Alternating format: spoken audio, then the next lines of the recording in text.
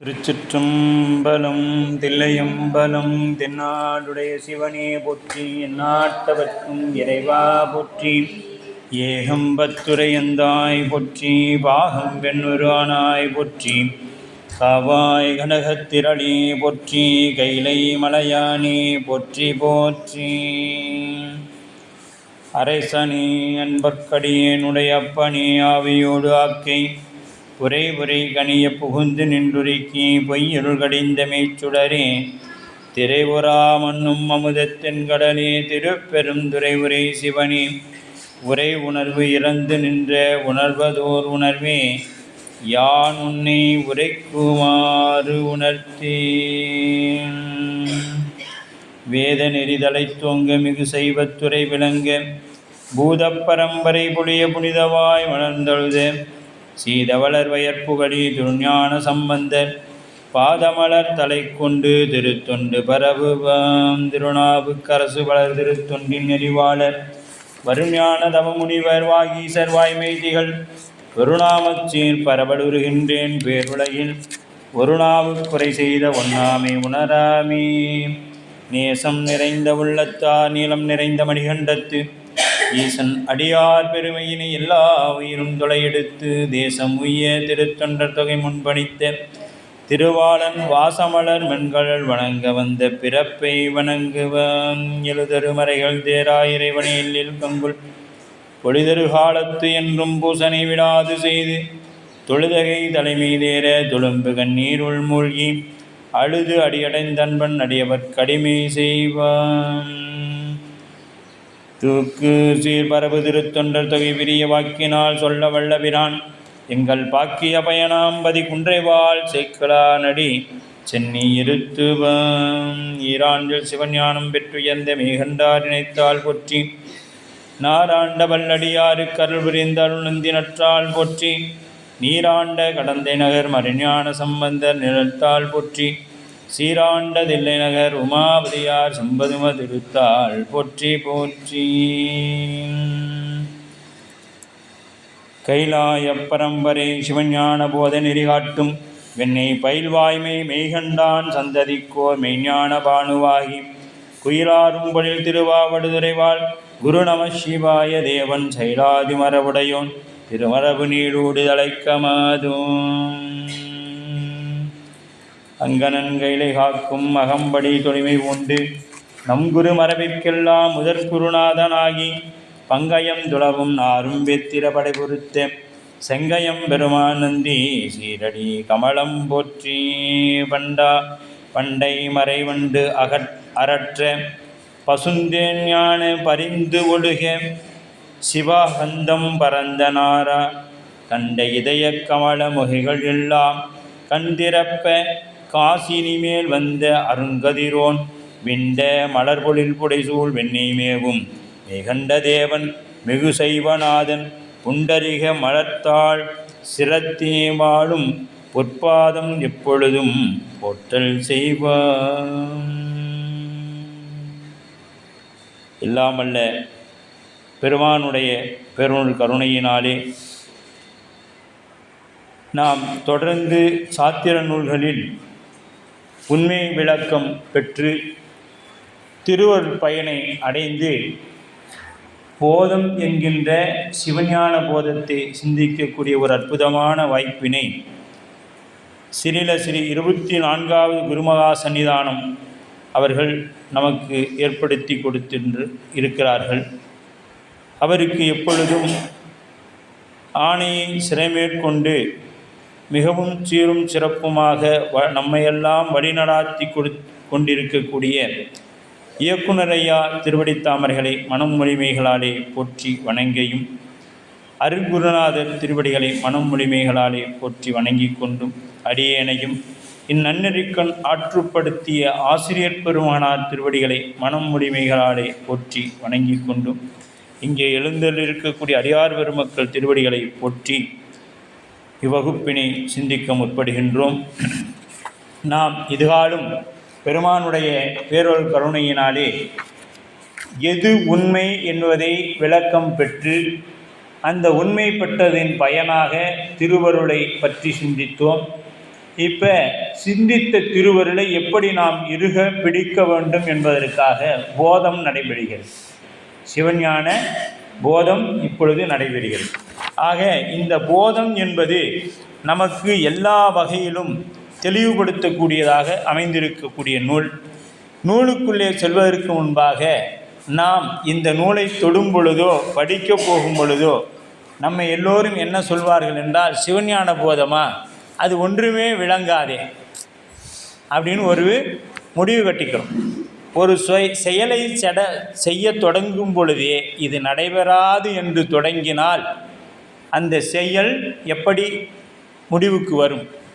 அது நமக்கு ஒரு கடினமான பணியாக தோன்றும். நீங்கள் சிவஞான போதத்தை சிந்திக்க வரும் முன்பாக இந்த எளியேனையும் நீங்கள் சிந்திக்க வேண்டும். ஏன்னா என்னை போன்றவர்கள் கூட சிவஞான போதத்தை சொல்லலாம் என்று தெளிவாக நமக்கு விளக்க உரைகள் எல்லாம் அமைக்கப்பட்டிருக்கு. ஏன்னா இப்போ நாங்கள் எந்த ஒரு பெரிய பரம்பரையாக சைவத்திலிருந்தும் வரல, குடும்பத்திலிருந்தும் வரல, பெரிய பெரிய ஆசிரியர்களிடத்தில் வகுப்பும் கேட்டதில்லை. ஆனால் இந்த எளியனை இறைவன் என்ன பண்ணிக்கிறாரு? ஆட்கொண்டு என் மீது வைத்த கருணையின் காரணமாக, அடியேன் மீது வைத்த கருணை, வேண்டுவார் வேண்டுவதே ஈவான் கண்டாய் அப்படி நம்ம சாமி. நம்மளும் தெரியாதனமாக அவரிடத்தில் போய், சாமி நாங்களும் ஒரு வகுப்பு எடுக்க மாட்டோமான்னு எப்பயாவது நம்மளை அறியாமல் முனைப்பின் காரணமாக நினைத்திருப்போம். அதை கூட இறைவன் என்ன பண்ணிட்டான்?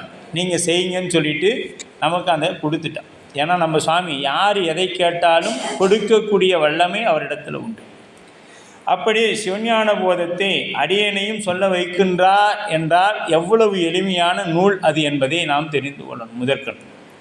அப்படிப்பட்ட இந்த நூலை நாம் கற்க வரும் பொழுதே மிகவும் எளிமையான நூல் என்று நாம் எடுத்துக்கொள்ளணும். ஏதோ 12 சூத்திரமாமே, 12 நூற்பாவாம், எப்படி இதை படிக்கிறது ஏதுங்கிறாங்க, மேற்கோளுங்கிறாங்க, வெண்பாங்கிறாங்க, வெறும் இலக்கணமாக இல்லை இருக்கும் போல் இருக்குது. அதனால தான் சிவஞான போதனோன்னு பாதிப்பேத்த காணும். இல்லைனா ஏதோ ஒரு 40-50 பேர் இருந்திருக்கும். சரி விடுங்க, திருவருள். அப்போ இந்த சிவஞான போதத்தை நமக்கு அருள் செய்தது யாருன்னு பார்த்தீங்களா? மெய்கண்ட தேவநாயனார்.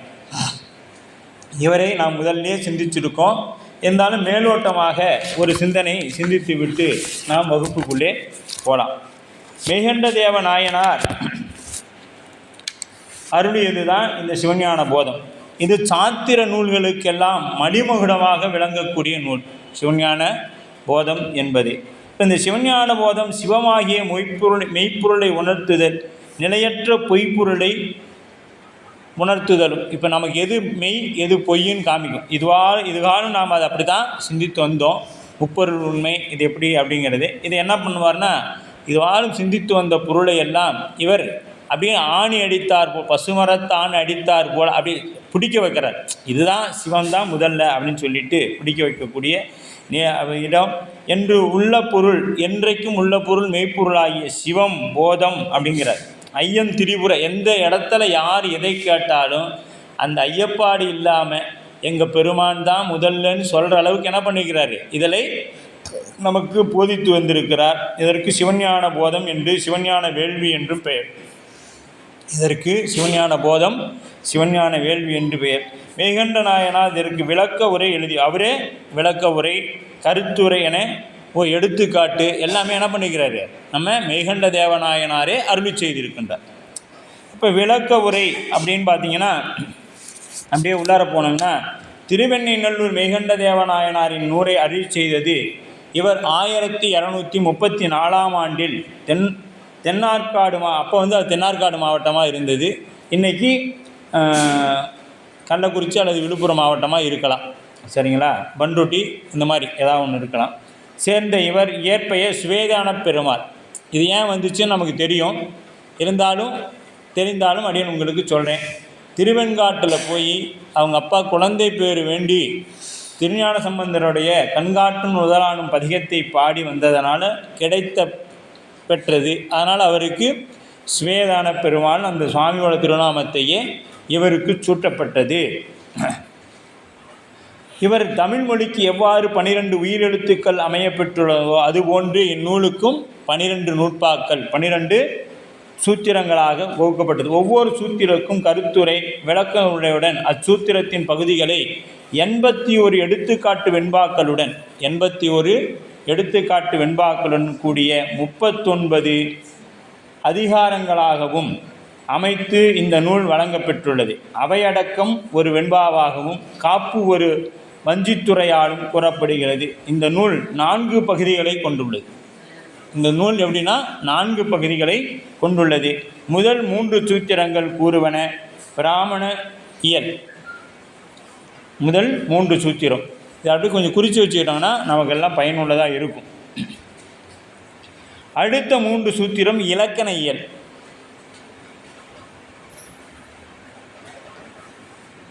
12 4 பிரிக்கிறாங்க. அதில் 2ஆகவும் பிரிப்பாங்க. முதல் 6 சூத்திரம் பொது இயல் என்றும் 2வது 6 சூத்திரம் சிறப்பு இயல் என்றும் குறிப்பிடுவாங்க.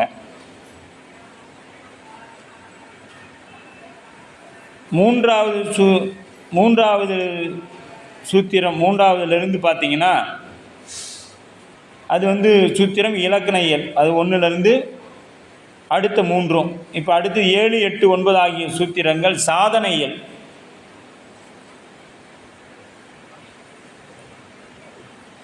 10 11 12 வந்தீங்க பயனியல்.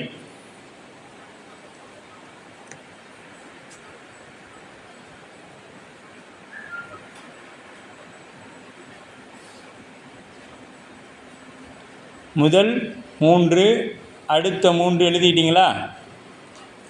இலக்கண இயல், அடுத்த 3 சாதன இயல், அடுத்த 3 பயனியல். இப்படி 4ஆக பிரிக்கப்பட்டிருக்கு. முதல்ல புறசமயத்தில் இருக்கக்கூடிய அந்த நம்பிக்கை இல்லாததெல்லாம் தீர்மானித்து நமக்கு நியமனம் பண்ணணும். அப்புறம் இதுதான் பிடித்த பிறகு தான் சாதனம் பண்ணணும். சாதனம் பண்ண பின்னாடி என்ன பண்ணணுங்க? அதுக்குண்டான பயனை அனுபவிக்கணும். ஏன்னா உயிர் நாம் எந்த தொழில் பண்ணாலும் என்ன பண்ணுறோம்? ஒரு பயனை எதிர்பார்ப்போம். அதுபோல் இங்கே பயன் தேவை. இந்நூலுக்கு பலர் உரை எழுதியிருந்தாலும் 17ஆம் நூற்றாண்டில் தோன்றிய பாண்டி பெருமாள் விருத்திய உரையும் பழமையுடையதாகும். இதனை அடுத்து 18ஆம் நூற்றாண்டில் வாழ்ந்த சிவஞான நமது திருவாவடுதுறை ஆதீனத்தின் குலதெய்வமாக போற்றப்படக்கூடிய சிவஞான முனிவர் சிற்றுரை ஒன்றையும் பேருரை ஒன்றையும் எழுதியிருக்கின்றார். பேருரைங்கிறதுக்கு மாபாடியம், பாடியம், மாபாடியம் 2ம் எழுதியிருக்காங்க அப்படின்னு சொல்லப்படும். இவற்றை எடுத்து சிவாகம தேர்ச்சியுள்ள சைவ உரை ஒன்று 19ஆம் நூற்றாண்டில் தோன்றியது. அதை அடுத்து திருவாவடுதுறை ஆதீன பழை உரை ஒன்றும் 1952 வெளிவந்தது. இவ்வுரையை தூத்துக்குடி முத்தையா பிள்ளை அவர்கள் விரிவான விளக்கத்துடன் 1918 வெளியிட்டு வந்தார். அதன் பின் ஔவை துரைசாமி பிள்ளை அவர்களின் குறிப்புரையுடன் திருப்பனந்தாள் காசி மடத்தின் அறக்கட்டளையின் சார்பில் அண்ணாமலை பல்கலைக்கழகத்தின் வழியாக அந்த நூல் வெளியிடப்பட்டது. சைவ சித்தாந்த நூற்பதிப்புகளிலும் வழி 1977 ராமநாத பிள்ளை அவர்களின் அரிய விளக்கத்துடன் இந்நூல் வெளிவந்தது. சிவஞான முனிவர் உரையை தெளிவாக விளக்கி கொள்வதற்கு தூத்துக்குடி முத்தையா பிள்ளை அவர்களுடைய உரை சிறப்பாக அமையப்பட்டுள்ளது. அதன் பிறகு நமது திருவாவடுதுறை ஆதீனத்தின் சைவ சித்தாந்த நேர்முக பயிற்சியின் முதல் இயக்குநராகிய வைத்தியநாதன் ஐயா அவர்களுடைய உரையும் மிக சிறந்ததாகவும், அதனைத் தொடர்ந்து அவர் ஒரு வகுப்பு மாணவர்களாக இருக்கக்கூடிய நமது முனைவர் ஆனந்தராசன் ஐயா அவர்களுடைய விளக்க உரை மிகவும் சிறப்பாக அமையப்பட்டுள்ளது. நாம் இப்பொழுது வகுப்பிற்கு அதிக பயன்படுத்தக்கூடிய உரையாக நமது வழித்துணை, அதாவது சிவஞான போத வழித்துணை நூல், இந்த நூல் தான் பார்த்துங்க. இந்த நூல் அடிப்படையில் தான் நாம் உங்களுக்கு வகுப்பு சொல்லப்படுது. இது நமக்கு நர்மதா பதிப்பகத்தில் வெளியீடு பண்ணியிருக்காங்க. அந்த நூல் எல்லாருமே அவசியம் நம்ம வீட்டில் இருக்கணும். இது ரெண்டும் இதுவும் சிவஞான நுட்பம்னு சொல்லிட்டு சிவஞான மாபாடியத்தின் நுட்ப பொருள் விளக்கம்னு ஒன்று இருக்கும். இந்த 2 நூலும் நமக்கு எப்பொழுதும் கையில் இருக்கணும். படிக்கிறோமோ இல்லையோ வாங்கி வச்சுருவோம். அப்படின்னு வாங்கி நம்ம அந்த செல்ஃபில் வச்சுட்டோம்னா பார்த்தவங்க இவங்க சிவஞானம் போதம்னா படிக்கிறாங்க போல், இவங்ககிட்ட நாம் என்ன பேசக்கூடாது, எதையும் பேசிடக்கூடாதுன்னு அவங்களா ஒரு முடிவுக்கு வந்துக்குவாங்க. நம்ம சொல்லவே தேவையில்லை. அப்புறம் நாம் ஆரம்பிப்போம். நான் அங்கே போய் வகுப்பில் கேட்டேன், இங்கே வகுப்பில் கேட்டேன், நான் 10 வருஷமாக கோயிலில் வேலை செய்கிறேன், 10 வருஷமாக வர அடியாருக்கு இல்லைங்காமல் சோறு போடுறேன் அப்படின்னு அந்த நான் முன்னாடி சேர்த்துக்கிட்டே இருப்போம். அவர் கன்ஃபார்ம் பண்ணிடுவார், சரி சிவஞான போத புத்தகத்தை வாங்கி மட்டும்தான் வச்சுருக்குது, உள்ளார எங்கேயும் போகலைன்னு அவங்க முடிவு பண்ணிக்குவாங்க. நம்ம சொல்லவே தேவையில்லை, நம்ம சொல்கிற உடனே அவங்களே நம்மளை பார்த்து முடிவு பண்ணிக்குவாங்க. அப்படி அப்போ சித்தாந்த நூல்களின் தனி முதற் பெற்று திகழக்கூடியது கருங்களி கூறும் விளக்க வைத்தல் தனிச்சிறப்புடைய அழகாகும். பொது நூல்களின் சொற்களில் விரிந்த பொருள்களை விளக்குவது திருக்குறள். சிறப்பு நூல்களை சுருக்கி சொல்வது எல்லா கருத்துக்களையும் விளங்கும் உண்மை நூல் சிவஞான போதமாகும். சிவஞான போதம் என்பது சிவத்தை அறிதற்கு கருவியாகவும் சுத்த அத்துவீத சித்தாந்த சைவஞான பெருநூல் ஆகும். இந்த நூல் அப்படிப்பட்டது. சிவம் ஆவது நித்தம் முத்தம் சுத்தம் சித்தி ஆகிய ஒரு பொருள். ஞானமாவது அப்பொருளை சந்தேக விபரீதமன்றி அதன் அருள் வழிபட்டு நின்று உள்ளவாறு அறிதல், அதுதான் ஞானம். போதமாவது அவ்வாறு ஆகம அளவையால் அறிந்த அப்பொருளை அனுபூதி, அதாவது அனுபவித்தல். சந்தேகத்துக்கே இடமில்லாதவள். இன்னும் நம்ம சொல்லுவாங்க, சந்தேகத்துக்கு இடமானவர் தந்தை, சந்தேகத்துக்கே இடமில்லாதவள் தாய். அதனால தான் தாய் எதை சொன்னாலும் நம்ம நம்புகிறோம். ஆனால் அப்பா அம்மா யாரை கை காமிக்கிறாங்களோ அதுதான் அப்பா. நாம் இதுதான் என் அப்பான்னு நம்மளாக முடிவு பண்ண முடியாது.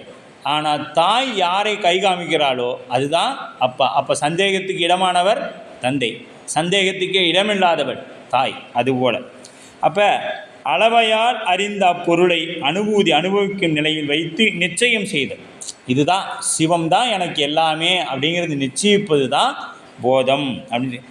இந்த நூல் பதி பசு பாசங்களின் இலக்கணங்களை எல்லாம் பெரிய மலையில் உருவத்தை ஒரு சிறிய கண்ணாடியானது தன்னுள் அடக்கி காட்டுவது போல. இப்போ ஒரு மலை எவ்வளோ பெருசு இருக்கும், அது இந்த இடத்துல ஒரு கண்ணாடி வச்சோம்னா அந்த மலை என்ன ஆகிடுங்க, இந்த கண்ணாடிக்குள்ளே பார்த்துக்கலாம். அது 12 சூத்திர நூற்பாயிருக்கும் தன்னிடத்தில் அடங்கி கூறுவதும் சகல வேத ஆகமங்களிலிருந்தும் எல்லா ஞானங்களின் நூல்களிலிருந்தும் தாய் நூலாக ஒப்பற்ற ஞான சாத்திரமாகிய இதனுள் அடங்கி உள்ளது. நூற்பாக்கள் 12, வரிகள் 40, சொற்கள் 216. இதெல்லாம் எழுதி வச்சிங்க.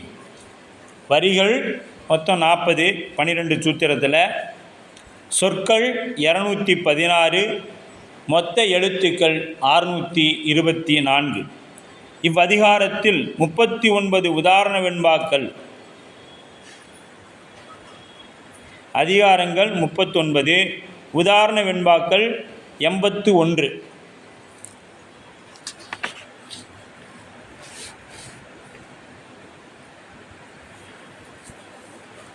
இந்த நூல் வாசிப்பதற்கும் நேசிப்பதற்கும் பூசிப்பதற்கும் உயர்ந்த நூலாக போற்றப்படுகிறது. இதற்கு நிகரான நூல் முன்னும் இல்லை பின்னும் இல்லை.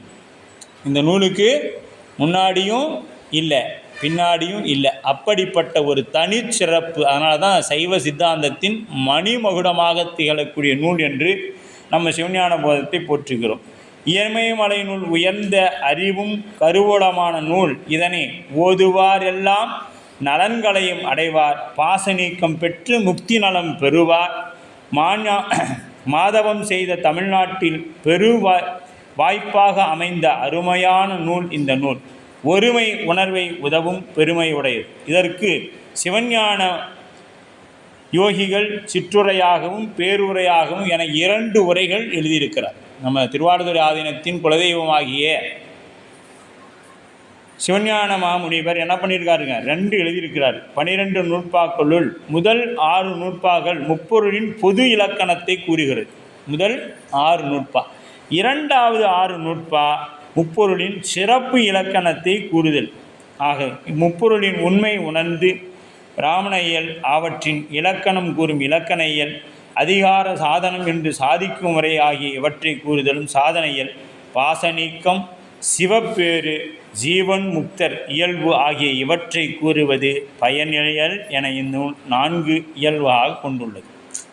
இப்போ எங்கே ஜீவன் முக்தர்களை பற்றி எங்கே பேசுதுன்னா 12ஆம் சூத்திரம் தான். 10, 11, 12 இது 3 ஜீவன் முக்தர்களை பற்றி பேசுது. சிவப்பேறு எப்படி அடையிறங்கிறத பற்றி பேசுது. பாச நீக்கத்தை செய்கிறது. இது அந்த நூல் அதாச்சு. அப்போ நாம் இப்போ சிந்திக்க இருக்கக்கூடியது முதல் சூத்திரம். முதல் சூத்திரத்துக்கு பார்க்க முன்னாடி என்ன பண்ணணும், காப்பு முறையாக நூல். அதாவது ஏன் சிவஞான போதத்திற்கு இவ்வளோ முக்கியத்துவம் அப்படின்னா, ஆகமத்தில் சொல்லப்பட்ட பிரகாரம் வெண்பா, எடுத்துக்காட்டு, ஏது எல்லாமே இந்த நூலில் இருக்கிறதுனால இது மணிமகுடமாக. இதற்கு முன்பு நூல்கள் இருக்குது, ஆனால் அவையெல்லாம் என்ன பண்ண முடியாதுங்க, இதுபோல் ஆகம வழியில் இல்லை. அதுதான் அங்கே பிரச்சனை. எல்லாம் செய்யுள் வடிவத்திலையும் குறள் வடிவத்திலையும் இருக்குது. ஆகமத்தில் சொன்னப்பட்டது போல் எது அமைக்கப்பட்டிருக்குதுன்னா சிவஞான போதம் ஒரு நூல் மட்டும்தான் ஆகமம் எப்படி இருக்குதோ அதுபோல் அமைக்கப்பட்டிருக்கு. அப்போ முதல் சூத்திரம் கடவுள் பதி உண்மையையும் ஆணவ மலத்தின் உண்மையையும் கூறுகிறது. முதல் சூத்திரம் பதியோட உண்மை நிலையையும் ஆணவ மலத்தின் உண்மையையும் கூறுகிறது. காணப்பட்ட சொல் பொருளாகிய உலகை கொண்டு காணப்படாத கடவுள் உண்மையை எல்லோரும் ஏற்றுக்கொள்ளும் அனுமான அனுபவத்தை மூலம் உறுதி செய்கிறது. இப்போ இது என்ன பண்ணுது, கண்ணுக்கு தெரியாத கடவுளை எதை வச்சு நமக்கு காட்டுதான், இந்த உலகத்தை வைத்தே நமக்கு காட்டுகிறது. அது பின்னாடி நாம் அழகான ஒரு உதாரணம் சொல்லுவார். மலையில் ஒரு புகை மூட்டம் தெரியுது. எப்படி நீங்கள் அது மகையில் புகை வருதுன்னா என்ன அர்த்தம்? மலையில் புகை வருது, அப்போ அங்கே என்ன நடக்குது? அது எப்படி நெருப்பு இருக்குதுன்னு உங்களுக்கு தெரியுது? புகை வர்றதுனால அங்கே நெருப்பு இருக்கும். அதுபோலத்தான் நமக்கு இந்த நூலில் நமக்கு விளக்க வரார் மிகன்தான். இப்படித்தான் இது அனுபவம் நம்மை வைத்து எப்படி இறைவன் இருக்கிறான் அப்படின்னு சொல்கிறதுனால இந்த நூல் அவ்வளவு சிறப்பு வாய்ந்ததாக நமக்கு அமையப்பட்டிருக்கு. அப்போ முதற் கடவுள் உண்மையை எல்லோரும் ஏற்றுக்கொள்ளுமாறும் அனுமான அளவை மூலம் உறுதி செய்கின்றார். இப்படி இறைவன் என்ன பண்ணுறார், நமக்கு மெய்கண்டார் அனுமானத்தை நாம் வாழ்க்கையில் நடக்கக்கூடிய அனுமானங்களை வைத்தே உறுதி செய்கின்றார் என்று சொல்லப்படுகிறது. அவர் ஒடுக்கிய உலகத்தை பின்னும் ஆன்மாக்களின் மலம் நீங்காமையால் மீளவும் தோற்றுவிப்பார் என கூறி பின் இறுதி அதிகாரத்தை எய்துவது ஒரு மறுத்தல் என்றும் பரிசங்கிய விதிப்படி அவர் சர்வ சங்காரம் செய்பவரே, ஏனையோர் எல்லாம் உயிர் வர்க்கத்தை என இயம்பும் இன்மை நீக்குதல், பரிதியின் இயவு நீக்குதல், அயோகவியா சேதம், அந்நிய யோக சேதம் என்னும் தர்க்க முறைப்படி திருக்குறையின் முதற்குறியில் கடவுள் உண்மையை முதற்கண் பொதுவாய் கூறி பின் சிறப்பாய் உணர்த்துவது போல உணர்த்தியுள்ளார். இச்சூத்திரத்தில் மாயை உண்மை உணர்த்தப்படுவதோடு ஆணவ பகை என்பதும் பதி உறவு என்பதும் குறிப்பாக உணர்த்துகின்றார் என்பது நமக்கு சொல்லப்படுகிறது. அப்போ இதுதான் நாம் முதல் சூத்திரத்தை சிந்திப்பதன் நோக்கம் என்னென்னா, அதில் இறைவன் என்ன சொல்கிறாரு, இறைவன் எப்படிப்பட்டவன், இறைவனை தவிர மீது எல்லாம் முற்றொழி காலத்தை தவிர மீது அப்போ இருக்கக்கூடியது இறைவன் மட்டும்தான். மீது எல்லாமே அவருள் ஒடுங்குவதால் மீது அத்தனை என்னங்க உயிர் வர்க்கம்தான்ட்டார். மீது எல்லாருமே உயிர் வர்க்கம்தான். அப்போ நாம் என்ன பண்ணுறோம், சிவஞான போதம் படிச்சுட்டு நாளைக்கு சனிக்கிழமையில் போய் பால் வாங்கி அந்த சனிக்கிழமைக்காரருக்கு கொடுத்துடணும். அப்புறம் ராகு காலத்தில் போய் அவங்களுக்கு போய் எல்லா பரிகாரமும் செஞ்சுக்கிடணும். அப்படித்தான் நாம் இருக்கணும்.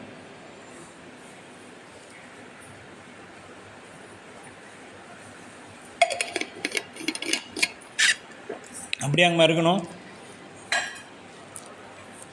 ஏன்னா இங்கே சொல்லக்கூடியது யார், இங்கே தலைவர் ஒருவர் சிவம் மட்டும்தான், வேறு யாருமே இங்கே இல்லை அப்படின்னு சொல்லப்படுது. அதற்கு சிவஞான போதத்திற்கு சிறப்பு பாயிரமாக ஒன்று செய்கிறாங்க. சிறப்பு பாயிரம் ஒன்று செய்யப்படுகிறது. மலர்தலை உலகின், உங்கள் புத்தகம் கையில் இருந்தால் எடுத்துங்க. பழைய நூல்களில் இருக்குமா அப்படிங்கிறது தெரில.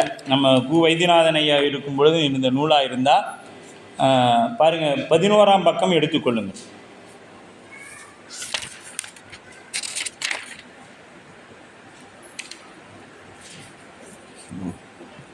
இருக்குதாங்கம்மா? ரைட்.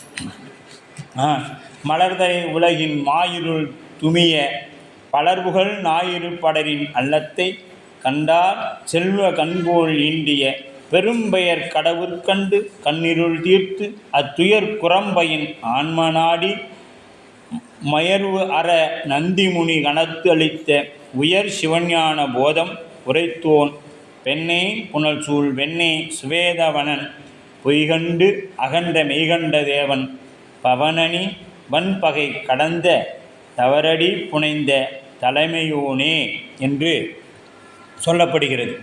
இப்போ நாம் என்ன பண்ணுறோம், இந்த சிறப்பு பாயிரத்திற்கு முதல்ல நாம் என்ன பண்ணுறோம், ஒரு எடுத்துக்காட்டு பார்க்குறோம். அதற்கு முன்பாக நாம் இந்த நூலை பற்றி இன்னும் கொஞ்சம் செய்திகளை, இந்த சிவஞான போதத்தை பற்றிய சில செய்திகளையும் பார்க்கலாம். இந்த உலகில் தோன்றி வழங்கி வரும் தத்துவங்களே நூல்களுள் தலைச்சிறந்தது. அறிவு நூலாக விளங்குவது சிவஞான போதம். அளவலாத மலையை தன்னுள் அடக்கி காட்டும் அடிபோல அறிவு நூல்களில் பொருள்களையும் தன்னுள்ளே அடக்கி கொண்டு நிற்பது சிவஞான சைவ சித்தாந்த முப்பொருள் உண்மை எதுவும் உட்படுத்தி விளங்குவதாகும். அப்போ இதற்கு முன் இருந்த நூல் என்னன்னு பார்த்தீங்கன்னா, ஞானாமிர்தம்ங்கிற ஒரு நூல் நமக்கு இதுக்கு முன்பாக இருக்குது. அது எல்லாத்துக்கும் முன்பாக இருக்கக்கூடியது திருமூலர் அருளி செய்த திருமந்திரம். அதில் பதி பசு பாசம் என பகர் மூன்றினில் இது முதல் நூல். அதுக்கடுத்து ஞானாமிர்தம். இந்த மாதிரி நூல்கள் எல்லாம் இருந்தாலும் இந்த நூல் சித்தாந்த பொருளை முழுமையாக எடுத்துக்கொண்டு தத்துவ நுணுக்குறிப்பு ஆய்ந்த முறையில் மேற்கோள் ஏதுக்களுடன் நுட்பா வடிவில் அமைந்த திட்ப நுட்பமுறை விளங்கி சொல்லும் போக்கினை உடையன அல்ல. இதுக்கு முன்னாடி இந்த நூல்லாம் அந்த திட்ப நுட்பங்களையும் வெண்பாக்களையும் ஏதுக்களையும் எடுத்துக்காட்டுகளும் அங்கே இல்லை. முப்பொருள் உண்மையை பேசுமே ஒழிய ஆனால் இந்த மாதிரி அமைக்கப்படலை. அவ்வாறு அமைந்த சிவஞான போதம் சித்தாந்த முதல் நூல் என போற்றப்படுகிறது. ஏன் இந்த நூல் போற்றப்படுதுன்னு தெரிஞ்சுக்கணும். நூல் ஆசிரியர் பற்றி நாம் சிந்திச்சிட்டோம். நூலின் பெயர் ஆசிரியர் மெய்கண்ட இந்நூலின் பெயர் இது என்று எங்கும் சுட்டவில்லை. அவரது மாணாக்கராகிய அருள்நந்தி சிவம்தான் ஆசிரியர் மெய்கண்டாரையும் அவரது நூலையும் தம் நூலில் குறிப்பிடுகிறார். இப்போ யார் சொல்கிறாங்கன்னா, உமாபதி சிவம்தான் அருள்நந்தி சிவம்தான் இந்த நூலுக்கு பெயரும் ஆசிரியருக்கு பெயருமே குறிப்பிடுறார்.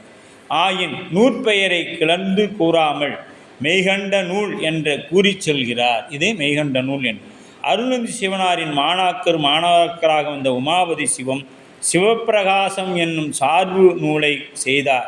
அவர் அந்நூல் பாயிரத்தில் தெரிந்த குரு முதல்வர் உயர் சிவஞான போதம் செப்பினார் என பெயரை எடுத்து ஓதுகின்றார். அவர் தான் அங்கே சிவஞான போதம் என்கின்ற அந்த பெயரை கொடுக்கின்றார். சிவம் கூட்டல் ஞானம் கூட்டல் போதம் என்பது அறிவு.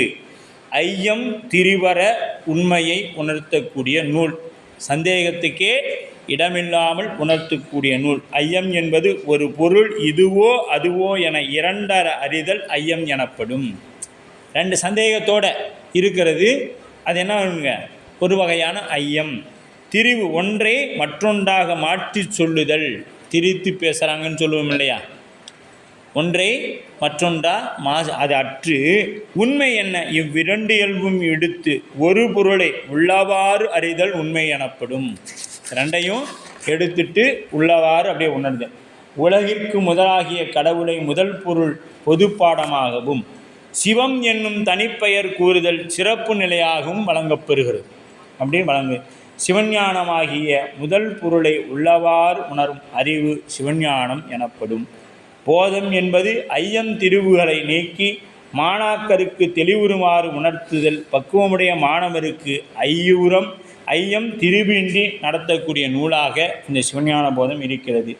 நூல் அமைந்துள்ள முறையை நாம் முன்னமே சிந்திச்சிட்டோம், அது நமக்கு தேவையில்லை. இப்போ சைவ சித்தாந்த பொருளுக்கு இரு வகையான இயல்புகள் உண்டு. ஒன்று உண்மை இயல்பு, அது சொரூப இலக்கணம் என்று பெயர். பொது இயல், அது தடத்த இலக்கணம். அப்போ இறைவன் இப்போ நமக்கு எப்படி காட்சி கொடுக்குறான் அப்படின்னு பார்த்தீங்கன்னா, தடத்த இலக்கணத்தால் தான் நமக்கு இறைவன் காட்சி கொடுக்குறான். இயற்கையில் உள்ள தன்மையையே உண்மை இயல்பு எனப்படும். ஒரு பொருளை மற்றொரு பொருள் சேர்க்கையால் உண்டாகும் தன்மை பொது இயல்பு அல்லது தடத்த இலக்கணம். ஒரு பொருள் மற்றொரு பொருளோடு சேர்ந்து வருவது தடத்த இலக்கணம் என்று பெயர். நீர் குளிர்ச்சியாக இருக்கிறது அதோட இயல்பு. குளிர்ந்த நீருக்கு உண்மை இயல்பு எப்பொழுதும் உள்ளது.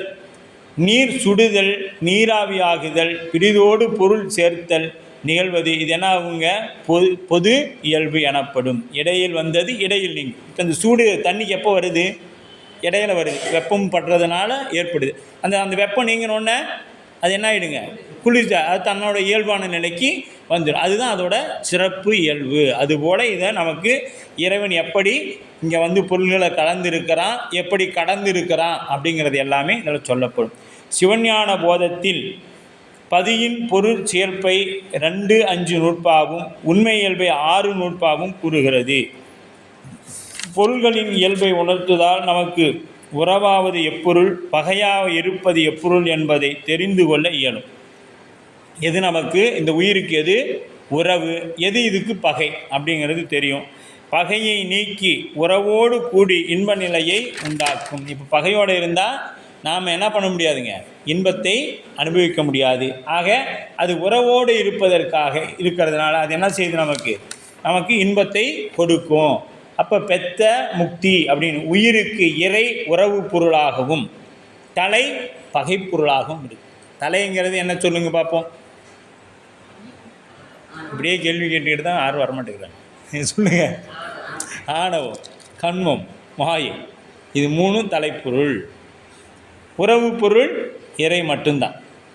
சரியா? அப்போ இறை உறவு பொருள் இன்பம் கொடுக்கும், தலை பகைப்பொருள் துன்பத்தை கொடுப்பது. இது உயிர்களுக்கு பெத்த நிலை என வழங்கப்படும். பந்தம் என்ற சொல்லே பெத்தம் பின் பந்தம்னு வந்துடுச்சு. இந்த உயிருக்கு பந்தம் என்ற சொல்லு பெத்தம் அப்படின்னு போய் பின்னு பெத்தம் என்று திரிந்து கடைசியில் என்ன ஆயிடுச்சு, பெத்த அப்படின்னு சொல்லி வந்துடுச்சு. அப்படி இனி உறவாகிய இறைவனை சார்ந்து இன்புறுதலை முக்தி நிலையாகும் என்று சொல்லப்படும். சிறப்பு பாயிரம் மலர்தலை உலகில் மாயிருள் துயிலும். ஆயிருள்னா பெரிய இருள். மலர்தலைனா இந்த உலகத்தில் பெரிய இருள் அப்படின்னு பார்த்தாங்கன்னா எது, மா இருள் என்பது இந்த ஆணவம் என்கின்ற ஒன்று தான் பெரிய மா இருள். அந்த விரிந்த இடத்தை உலகில் பரந்த பெரிய இருள் கெடும்படியாக. அடுத்து பார்த்திங்கன்னா பலர் புகழ் ஞாயிறு படரின் அல்லத்தை அப்படிங்கிறார். கெடும்படியாக பல சமயத்தராலும் புகழப்படுகின்ற ஞாயிறு. ஞாயிறு நமக்கு மட்டும் சொல்லலை, எல்லா சமயத்தவர்களும் ஏற்றுக்கொள்கிறாங்க. ஏன்னா அது கண்ணுக்கு தெரியக்கூடியதாக இருக்குது. அது இருந்தால் தான் நமக்கு என்ன தெரியும், கண்ணே தெரியும். இதெல்லாம் பின்னாடி முதல் நூற்பாவுடைய பார்க்க போகிறோம். அப்போ உருவத்தை காண மாட்டாது கண் போல, கண்டல் செல்லா கண் போல அருந்துயர் குரம்பையில் பொருந்துகின்ற துன்பத்தை செய்யும் குடில் போன்றதாகிய உடம்பு முதலியவற்றை ஏதுவாக கொண்டு ஆன்மா நாடி சீவ ஆன்மாவாகிய உயிர் பரமான்மாவாகிய கடவுள் என்னும் 2ஆம் இயல்பையும் அனுமான அளவையால் ஆராய்ந்து பொதுவாக உணர்த்துதல் ஆன்மா நாடி அப்படின்ட்டார். ஆன்மா நாடி மயர்வு அற நந்தி முனிகணத்து அளித்த அப்படிங்கிறார். பின் கண் இருள் தீர்த்து, அப்போ கருதி உணர்வதற்காக உள்ள அகை இருளாகிய ஆணவ மலத்தின் நீங்கி ஈண்டிய பெரும்பெயர் கடவுள் எல்லா நுட்பொருள்களையும் தம்மிடத்தில் அடக்கி கொண்டுள்ள பெரும்பெயர் எனப்படும் மகா வாக்கியர்களாகிய உணர்த்தப்படும் கடவுளின் திருவருளால் கண்டு மேற்கூறிய ஜீவான்மா பரமான்மாக்களின் சிறப்பு இயல்புகளை அனுபவத்தால் கண்டு. இப்போ என்ன பண்ணணும் நமக்கு சாமி இந்த நூலில் அனுபவத்தை கொடுக்கின்றார். அப்போ மயவு அற ஆணவ மலம் முன்னரே நீக்கிய போதிலும் அதன் வாசனை நீங்காமல் இருக்கு. இப்போ நாம் சிவஞான போதமோ சிவபூசையோ தீக்கையோ கிடைக்கிது அப்படின்னா நமக்கு என்ன ஆகுதுங்க, இதெல்லாம் நீக்கம் பெற்றாதான் இதெல்லாம் கிடைக்கும். இப்போ சிவஞான போதங்கிறது என்னத்துங்க, முதல்ல உண்மை விளக்கம் பெற்றுடுச்சு உயிர். உண்மை விளக்கம் பெற்ற உயிர் அப்புறம் என்ன ஆயிடுச்சுங்க, திருவருட் பயனை அனுபவித்தது. திருவருட் பயண அனுபவத்தின் காரணமாக தான் நமக்கு என்ன கிடைக்குது, சிவஞான போதம். இது சிவஞான போதம் கிடைப்பதனால என்ன உயிர் அனுபவிக்குன்னா முக்தி, ஜீவமுக்தி வாழும் பொழுதே முக்தி இன்பத்தை அனுபவிக்கும். எதில், இந்த 12 சூத்திரத்தில் நமக்கு சொன்னார் போல இருந்தோம்னா வாழும் பொழுதே என்னத்தை அனுபவிக்கலாம். அதையும் 12ஆம் சூத்திரம் எல்லாரும் தினைக்கும் பாராயணம் பண்ணுறோம். அதில் சொல்லப்படக்கூடியது மாதிரி இருந்துவிட்டோம்னா நமக்கு என்ன ஆகிடுங்க, கட்டாயமாக நாம் அந்த முக்தி இன்பத்தை இப்பொழுதே அனுபவிக்கலாம். நந்தி முனிகணத்தளித்த நந்திதேவர் சனத்குமார் முதலிய முனிவர் கூட்டத்துக்கு சிவஞான போத நூலை அளித்தது அங்கனம் அருளிய சிவஞான போதம் ஏனைய நூல்களுக்கெல்லாம் மேம்பட்டு விளங்கக்கூடியதாகிய வடமொழி ஞானபோத நூலை உரைத்தோன் தமிழில் மொழிபெயர்த்து கூறிய வாத்தியம் என்ற பொழிப்புரை செய்தவர் யாருங்க? பெண்ணை புனை சூழ் வெண்ணையாற்று நீராகி சூழப்பெற்ற திருவெண்ணை நல்லூரில் எழுந்தருளிருக்கும் சுவேதான பெருமாள் என்னும் இயற்பெயரை உடையவருமாகிய பொய்ப்பொருளெல்லாம் கண்டு கழித்து மெய்ப்பொருளை தெளிந்த காரணத்தால் பெற்ற மெய்கண்ட தேவன் என்னும் சிறப்பு பெயரை உடையவர். பிறவியாகிய மிக வலிய பகையினை வென்ற அரிய தவத்தோர்களும் ஞான திருவடிகளை தங்கள் தலைமேல் புனைந்து கொள்ளும்படியான தலைமையும் தன்மையும் உடையவருமாகிய அருட்குறவர் திருவடிகளை போற்றி வணங்குகிறோம் அப்படின்னு சொல்லி நமக்கு சொல்லப்படுது. அப்படி உலகில் வந்து கவ்விய பெரு இருளை கெடும்படி சூரியன் தோன்றுகின்றான். இந்த உலக இருளை நீக்கணும்னா யார் வரும்? புற இருளை போக்குகின்ற கதிரவன் போல, சேக்கிழார் பெருமானுடைய வாக்கு. அப்போ நம்ம இந்த புற இருள் போகணுன்னா நமக்கு என்ன போகணும்? புற இருள் போகணுன்னா நமக்கு என்ன வேணும்? ஒளி என்கின்ற ஞாயிறு தேவைப்படுறார். அப்போ நமக்கு அகையிருள் போகணும்னா என்ன வேணுங்க? இறைவன் என்கின்ற ஒரு ஒளிப்பொருள் நமக்கு தேவை. அந்த ஒளி இருந்தால் தான் நம் உள்ளத்தில் இருக்கக்கூடிய அகையிருள் அகலும். அகையிருள். அப்போ சூரியன் சிவஞான போத நூல் நமக்கு. இப்போ சூரியன் எது? சிவஞான போத நூல் தான் சூரியன். அந்த நூற்பாவலை என்ன சொல்லப்பட்டிருக்குதோ அதை நாம் கடைபிடித்தோம்னா அந்த ஒளி நம்ம இப்போ இருக்கிறது என்ன நம்மகிட்ட இருக்கிறதுன்னு சொல்லிட்டாரு. ஆணவ மலை வாசனை. ஆணவ மலை இருந்தால் இந்த நூலை நம்ம கையில் தொட முடியாது. இனி இவ்வளோ நாள் எவ்வளோ பேர் வந்தோம், இன்றைக்கி எத்தனை பேர் நம்மளால் வர முடியுது? அப்போ யாருக்கு அந்த வாய்ப்பை அந்த தவத்தை இறைவன் கொடுக்கிறானோ அவர்கள் தான் நீக்கிக் கொள்ள முடியும். அப்போ சூரியன் உதவி இல்லாத கண் உருவத்தை முதலில் பொதுவாகவும் பின் சிறப்பாகவும் காணுதல் போல. இப்போ பொதுவாக இந்த கண் சூரிய ஒளியை வச்சு என்ன பண்ணுது? ஒரு பொருளை பார்க்குது. அப்புறம் ரொம்ப நுட்பமாக பார்க்கும் பொழுது அந்த பொருளோட சிறப்பு தெரியுது. முன்னனே நந்தி திருக்கையிலை சிவஞான போத நூலை முனிவனுக்கு உபதேசித்தான். இந்த நூலை அந்த சனத்குமார் போன்ற முனிவர்களுக்கு உபதேசம் செய்தார். ஈண்டிய பெரும்பெயர் கடவுளின் எல்லா நுட்பாக்களையும் தம்மிடத்து அடக்கி கொள்ள பெரும்பெயர் எனப்படும் மகா வாக்கிய உணர்த்தப்படும் கடவுளின் நூல்களாகும் இவை. அப்போ இந்த என்னாவது? ஆணவவன முன்னரே நீக்கிய போதிலும் அதன் வாசனை நீங்காமல் அந்த மலவாசனை செய்கின்ற இந்த துன்பத்தினால் மயக்கருது நீங்கி சிவானுபவம் பெரும் பொருட்டாக, மயக்கரை நீக்கி சிவானந்தம் பெரும் பொருட்டாக இறைவன் நமக்கு என்ன செய்கிறாரு? மெய்கண்டார் வழியாக சிவஞான போதம் என்கின்ற இந்த நூலை நமக்கு அருளி செய்திருக்கின்றார் என்று இந்த சிறப்பு பாயிரத்தில் சொல்லப்படுது. அடுத்து நமக்கு என்னங்க? மங்கள வாழ்த்தாக சொல்லப்படும். கல்லாலின் நிழல் மலை வெள்ளால் அருளிய கொள்ளார் இணைமலர் நல்லார் புனைவரே அப்படின்னு சொல்லப்படும். இப்போ கல்லால் நிழல் என்னும் 3 சொல்களும் இடத்தின் உண்மை கூறுவது போல இந்நூலில் முதல் 3 நூற்பாக்களும் உண்மை பொருள் முப்பொருள் உண்மையை கூறுகிறது. கல்லால் அப்படிங்கிற அந்த முதல் 3 பொருள் என்ன சொல்லுதுன்னா முப்பொருள் உண்மையை கூறுகிறது. மலைவு இல்லா அருளிய என்று 3 சொல்களும் செயல் கூடிய கூறுதல் போல, செயலை கூறுதல் போல இந்நூல் 4, 5, 6 ஆகிய நூற்பாக்கள் முப்பொருள் இயல்பை கூறுகிறது.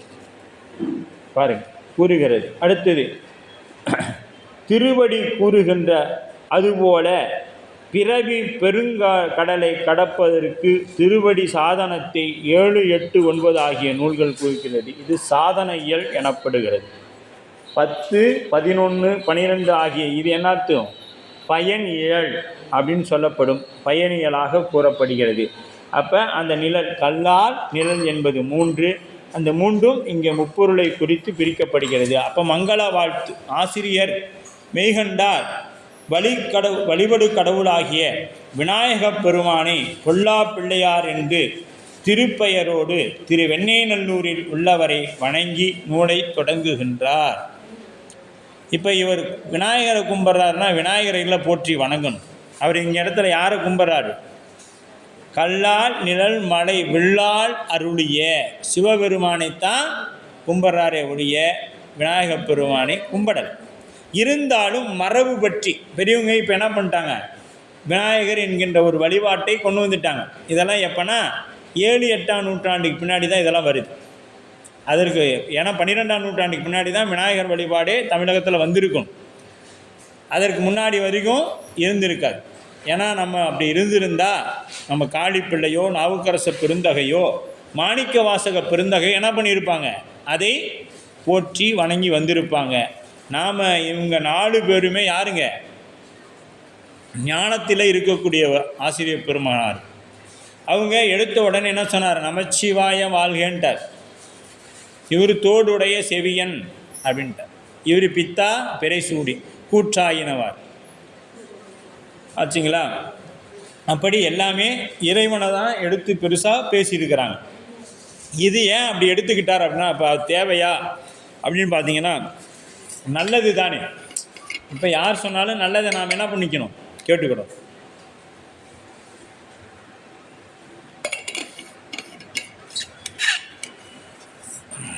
ஏற்கனவே நம்ம அன்பர்கள் வேறு, ஐயா நீங்கள் சித்தாந்த வகுப்பில் ரொம்பமாக விரிச்சிக்கிட்டே போகிறீங்க அப்படின்னு சொல்கிறாங்க. அதனால் இப்போ தான் நாம் என்னத்துக்கு மங்கள வாழ்த்துக்கு வந்திருக்கிறோம். முடிஞ்ச அளவுக்கு இன்றைக்கி முதல் நூற்பாக நிறைவு செய்யறதுக்கு பெருமான் கருணை செய்யட்டும்.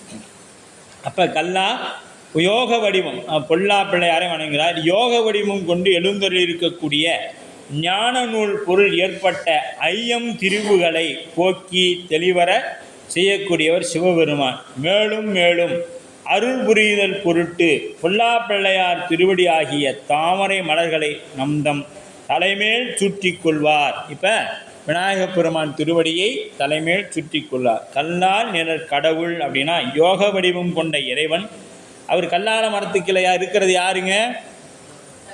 தட்சிணாமூர்த்தி, தென்முக கடவுளாகிய தட்சிணாமூர்த்தி. கல்லாடின் புனையமர்ந்து நான்மறை ஆரங்க முதல் கற்ற கேள்வி வல்லார்கள் நால்வர்க்கும் வாக்கிறந்த பூரணமாய் மறைக்கு அப்பாலாய் எல்லாமாய் அல்லதுமாய் இருந்ததனை இருந்தபடி இருந்து காட்டி சொல்லாமல் சொன்னவரை நினையாமல் நினைந்து பவத்தொடக்கே வெல்வார். இந்த சொல்லாமல் சொல்கிறதும் நினையாமல் நினைக்கிறோம் தான் நமக்கு என்ன சொல்லுதுங்க, 10, 11, 12ஆம் நூற்பாக்கள் நமக்கு விளக்குகின்றது.